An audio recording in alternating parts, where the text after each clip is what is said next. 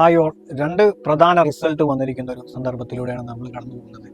ഒന്ന് നമ്മുടെ ഇന്ത്യയുടെ ഭാവി നിർണ്ണയിക്കുന്ന റിസൾട്ടും മറ്റൊന്ന് ഇന്ത്യയുടെ യുവ ഡോക്ടർമാരുടെ ഭാവി നിശ്ചയിക്കുന്ന ഒരു റിസൾട്ടുമാണ് വന്നിട്ടുള്ളത്.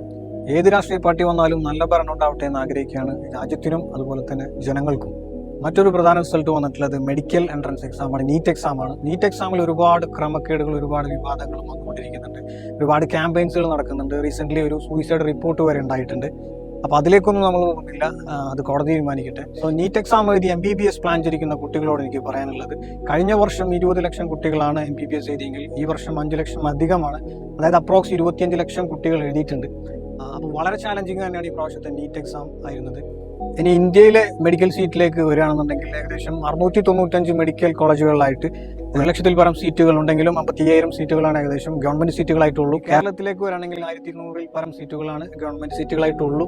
സോ മെഡിക്കൽ സീറ്റ് കിട്ടുക എന്ന് പറഞ്ഞാൽ വളരെ ചാലഞ്ചിങ് തന്നെയാണ് ഈ വർഷം. സോ നീറ്റ് എക്സാം എഴുതി MBBS പ്ലാൻ ചെയ്തിരിക്കുന്ന കുട്ടികളോടാണ്, നിങ്ങൾ വേണ്ടത്ര നീറ്റ് സ്കോർ ഇല്ലാത്തത് കൊണ്ട് നാട്ടിൽ സീറ്റ് കിട്ടാത്തൊരു സാഹചര്യത്തിൽ ഇരിക്കുന്നവരാണെന്നുണ്ടെങ്കിൽ നിങ്ങൾ ഒട്ടും വിഷമിക്കേണ്ടതില്ല. വളരെ ഭീമമായ തുക കൊടുക്കാതെ തന്നെ നിങ്ങൾക്ക് ഇന്റർനാഷണൽ എക്സ്പോഷറിൽ വളരെ കുറഞ്ഞ ചിലവിൽ ഒരുപാട് രാജ്യങ്ങളിൽ വിവിധ യൂണിവേഴ്സിറ്റികളിലായിട്ട് നിങ്ങൾക്ക് MBBS ചെയ്യാവുന്ന ഒരു ഓപ്പർച്യൂണിറ്റി ഉണ്ട്.